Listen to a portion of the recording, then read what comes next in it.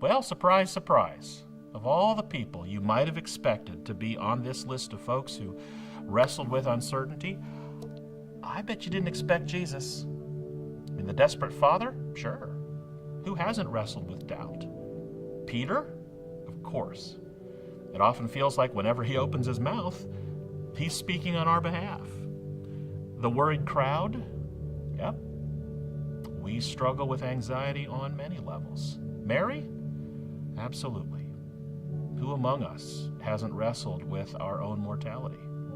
And Zacchaeus? Well, yeah. We don't like to surrender to anyone. But Jesus? Really? I mean, even Jesus wrestled with uncertainty? It's one of the most poignant and powerful episodes in the entire gospel.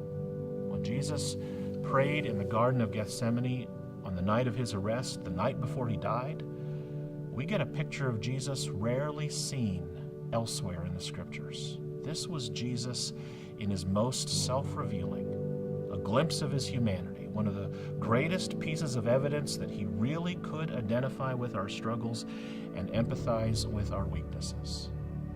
I mean, he sweated out bullets of blood.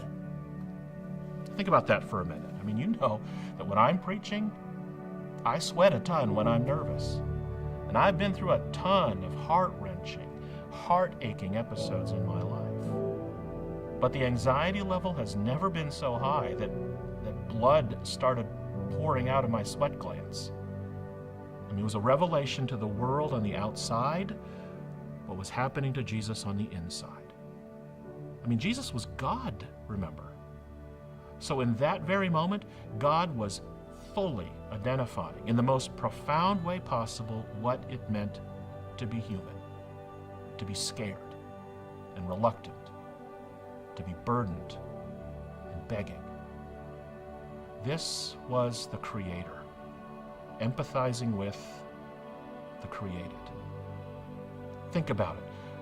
The next time you feel worried about doing something that God has called you to do, you can know God has been there. God understands what it's like to be worried. Are you having trouble conquering your doubts and claiming faith, just like that desperate father? God's been there. Jesus felt that. You having trouble forgiving someone the way God has called you to forgive? God's been there. Jesus found a way to say it from the cross. Father, forgive them, for they know not what they're doing. Are you having trouble overcoming your worry? God's been there too. Jesus sweated blood. Are you having trouble being obedient and surrendering? God's been there. And Jesus said it as clearly as possible. Let this cup pass from me. God, if there's any way at all, help me avoid this. Give me a hall pass. Write me a doctor's note. Send me a note from home. Give me any shortcut to avoid this.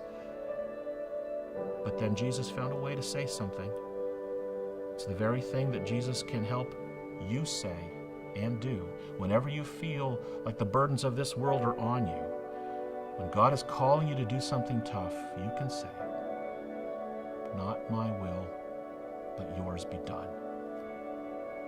Jesus found a way to be obedient, and that same Jesus who identifies with your pain can help you be obedient as well.